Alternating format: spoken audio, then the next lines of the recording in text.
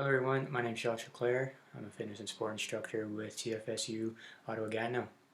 Today I'm just going to take a few moments, go through the CSOR physical fitness screening evaluation with you.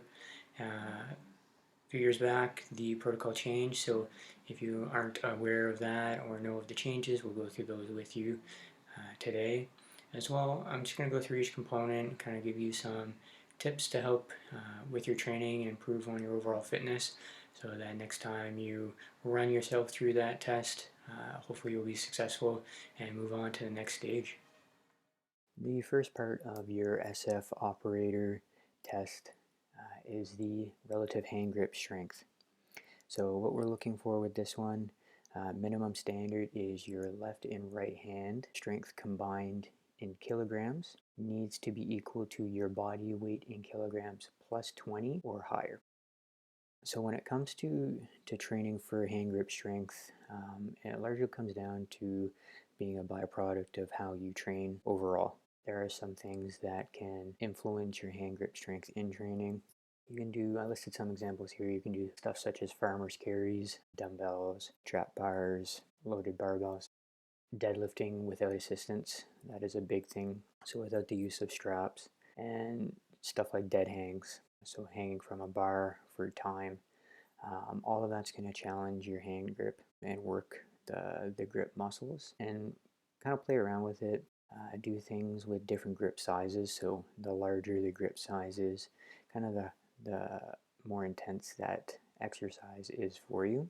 So those are a couple tips to help work with improving your hand grip. The second component that we move on to for your SF op test is the standard load squats. This protocol is unique when it comes to the new testing protocol.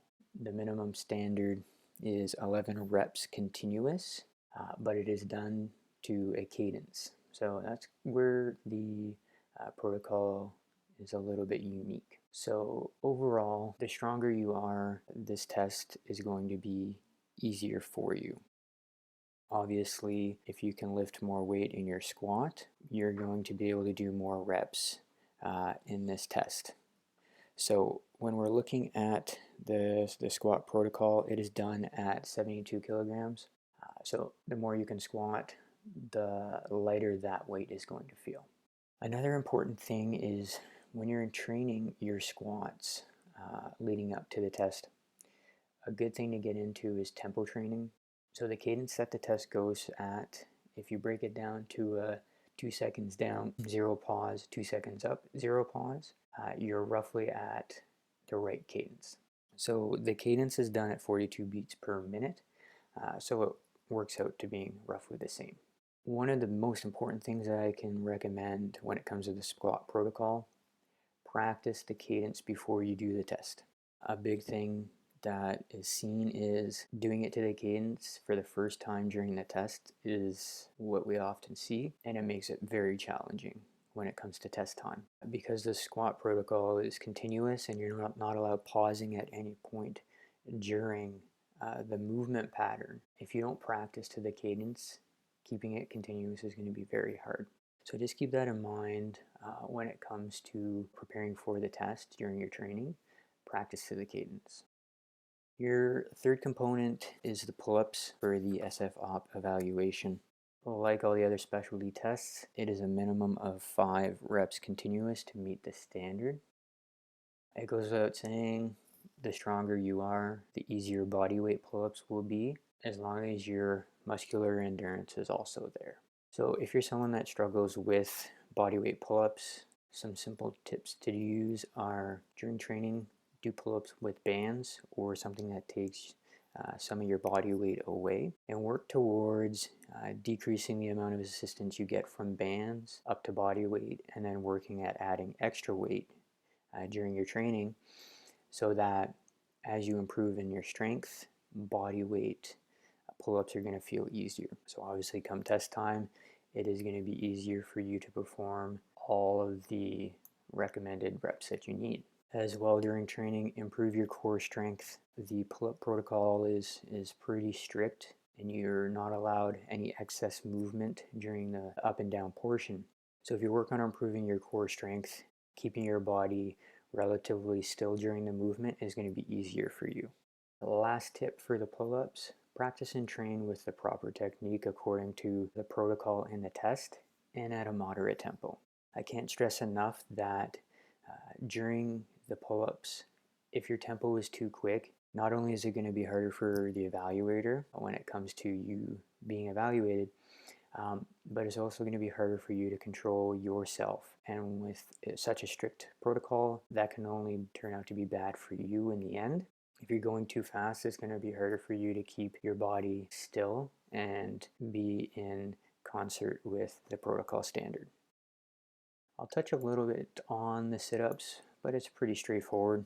When it comes to the sit-ups, it's a minimum of 40 reps in 60 seconds. So just train at improving your sit-up endurance.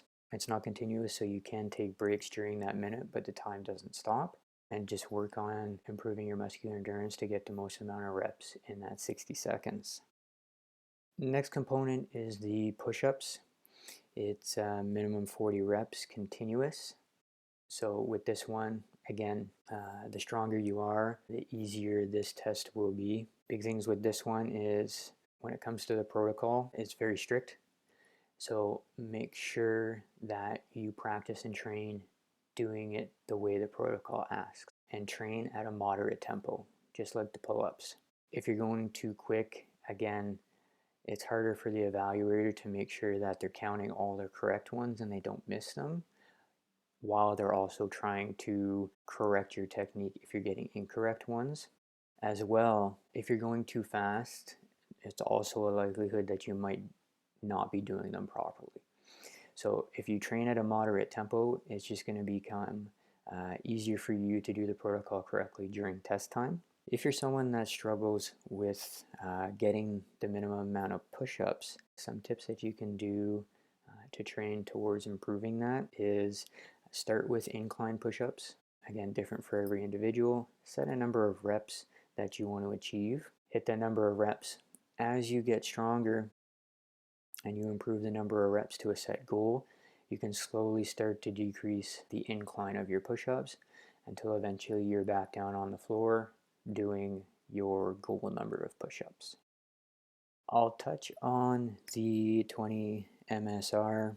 So for SF operators, minimum level of 9. For the shuttle run, it's a aerobic component. So obviously, the better you are aerobically, the easier this test is going to be for you. So during training, you need to establish a nice aerobic base and just work on improving your cardio system. A good way is just practice doing the shuttle run in general. As it progressively gets harder, practicing it will help improve that aerobic base. One of the additions that's unique to the SF Op test is the combat swim. Not only do you need to be comfortable swimming in general, but you need to be comfortable swimming in boots with a little bit of extra weight. Because this test is done in full combat with boots and a rubber rifle, you need to be comfortable swimming with that. You're allowed to use any technique during the test, so find a technique that works for you. It is 25 meters in total, and there's no time limit, just as long as you don't touch the bottom of the pool or the sides. So during training for the combat swim, find a technique that works for you and stick with it and become efficient at it. On your day 2, that is the RUCK march. So one of the things I can't stress enough, don't overtrain for the RUCK portion. What I mean by that is you don't need to ruck all the time to get good at rucking. So during your training prior to the test, you want a good workup period where you interchange between increasing distance and weight until you reach the testing requirements of 12 kilometers carrying 35 kilograms. So the maximum time is 2 hours 24 minutes, and I just kind of listed an example for you here. This isn't the only one you can use, but it's just an example. So for example, RUCK 1, 5 kilometers at 20 kilograms. RUCK 2, 6 kilometers at 20 kilograms. RUCK 3, 6 kilometers at 25, etc. So you just kind of interchange your distance, increasing weight. A good recommendation when it comes to rucking is you want to look at doing a ruck session roughly 7 to 10 days. 7 being kind of the minimum recovery period, and kind of that 9-10 days being ideal. So like I said, you don't need to ruck all the time, and that's important so that you don't kind of overtrain it and then either lead to an injury or just don't get the necessary adaptation out of it that you're looking for while training for the SF-OP test. So thank you for taking the time with me today. I hope that was very helpful for you. I know it might seem like a lot right off the bat, but trust me, all of those tips and tricks will help you in improving your overall fitness and getting you prepared for the test. If you ever need to, reach out to your PSP staff at your respective locations, and they'll be more than happy to help you out with a personalized program to help you attain your goals. If you have any questions today, don't hesitate to reach out. Hopefully everything we went over today will help you with your journey when it comes to being successful on your test. And I wish you all good luck.